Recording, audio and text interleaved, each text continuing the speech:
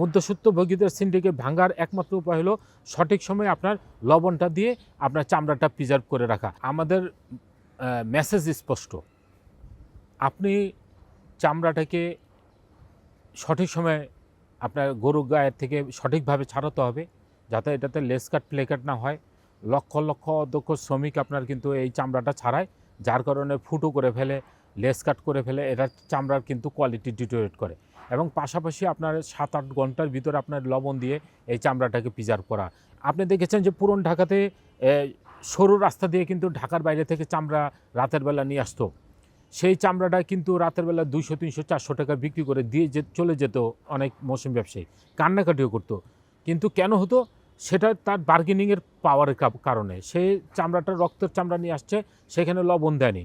সেখানে লবণ না দেওয়ার কারণে সেই কোয়ালিটি ডিটোরিয়েট হওয়ার কারণে কিন্তু একটা মধ্যস্বত্বভোগীরা এইটা সুযোগটা লাভ করেছে। মধ্যস্বত্বভোগীদের সিন্ডিকেট ভাঙার একমাত্র উপায় হলো সঠিক সময়ে আপনার লবণটা দিয়ে আপনার চামড়াটা প্রিজার্ভ করে রাখা, তাহলে আপনি সঠিক দামটা পাবেন। অ্যাকচুয়ালি আপনার যে সিটিপিটা আমি বলেছি নন কমপ্লায়েন্ট ঠিকাদার দিয়ে এই সিটিপি করেছে, যে আইএমএডিতে যে আপনার যে প্রজেক্ট রিপোর্ট, সেখানে কিন্তু ডিফল্টভাবে বলা আছে যে এই সিটিপি পূর্ণাঙ্গ নয়, এই জায়গায় আপনার কিন্তু এটা অর্ধনির্মিত অবস্থায় রয়েছে।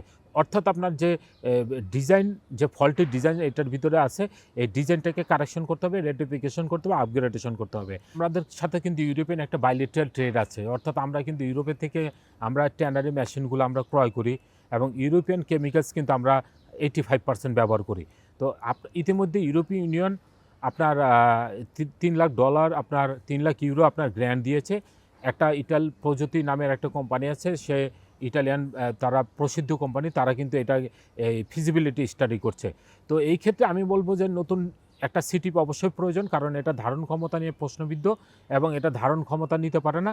আমার নতুন সিটিপিটা যদি আমি ইউরোপিয়ান স্ট্যান্ডার্ড করতে পারি, তাহলে আমি মনে করি যে এই যে ইউরোপিয়ান কাস্টমারগুলো আমাদের দেশে চলে আসবে, ইভেন আপনার আমেরিকান কাস্টমারগুলো আমাদের দেশে চলে আসবে। মানে এখন যে সিইটিপি আছে সেটা যদি ফুল ফাংশনাল হয়, মানে সেক্ষেত্রে কি এলডব্লিউজির সনদ পাওয়ার ক্ষেত্রে সাভারের চামড়া শিল্প নগরীর ফ্যাক্টরিগুলোর কোনো বাধা থাকবে?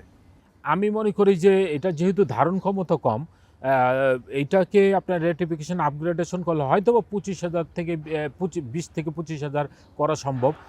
তারপরও যদি আমরা ইসিআর 23 যে আছে আপনার পরিবেশ অধিদপ্তরের যে মানদণ্ড, সেই আপ টু দ্য মার্ক পেতে হলে আমরা যদি সিটিপিটিকে রেটিফিকেশন করে মার্ক করতে পারি, তাহলে কিন্তু আমরা এলডব্লিউজি কিছু ট্যানার আমরা পেতে পারি।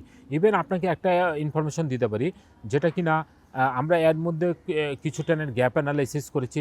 তার ভিতরে দেখা গেছে এলডব্লিউজি সনদের যে 1710 মার্ক, ট্যানারি অভ্যন্তরে হলো 1410 মার্ক, কিছু কিছু ট্যানারি আপনার কিন্তু 800-900 মার্ক পর্যন্ত আপনার পেয়েছে। অর্থাৎ আর বাকি যে মার্কটা আছে ট্যানারির সাইডে, যেটা হলো আপনার 400-450 মার্ক, সেটা কিন্তু আমার এনার্জি এবং আপনার ওই আপনার chemicals management and occupational health and safety, সেটাকে ইমপ্রুভমেন্ট করলেই কিন্তু আমি এই মার্কটা পেয়ে যাব। এইখানে আমার যে ক্রুশাল মার্ক 300, যে সলিড ওয়েস্ট 150 এবং লিকুইড ওয়েস্ট 150, সেই 300 মার্কটা হলো ক্রুশাল। এটা যদি আমরা ম্যানেজমেন্ট করতে পারি, তাহলে সহজে আমরা এলডব্লিউজি সনদ পাবো। চামড়া শিল্পটাকে যদি আপনি ঠিক করতে পারেন, তার ফরওয়ার্ড লিঙ্কেজ আপনার অনেক শিল্প আছে, বিশেষত footwear industry, leather goods industry.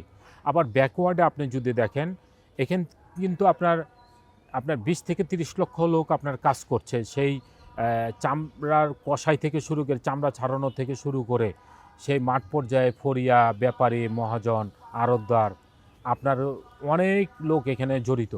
আপনার নতুন সরকার যে 1 কোটি মানুষের কর্মসংস্থানের সৃষ্টির যে টার্গেট দিয়েছে তার নির্বাচনী ইশতেহারে, আমরা মনে করি এখান থেকে 40-50 লক্ষ লোকের কর্মসংস্থান সৃষ্টি করা সম্ভব, যদি আপনি আমাদের মূল যে ট্যানারি শিল্পটা এটা ঠিক করতে পারেন। কোটি কোটি টাকা খরচ করে আমরা কিন্তু আর্টিফিশিয়াল লেদারে না এখানে জুতো তৈরি করছি, আপনার তারপরে আমরা ব্যাগ তৈরি করছি, আমরা এগুলো ব্যবহার করছি। তো আমরা এই যে পরনির্ভর না হয়ে আমরা কিভাবে চামড়াটাকে আমরা নিজেরা ব্যবহার করতে পারবো এবং আরও বেশি বেশি রপ্তানি করতে পারবো, পণ্য আকারে আমরা রপ্তানি করতে পারবো, ভ্যালু এডিশন আরও কীভাবে বৃদ্ধি করতে পারবো, সেদিকেই আমাদের লক্ষ্য।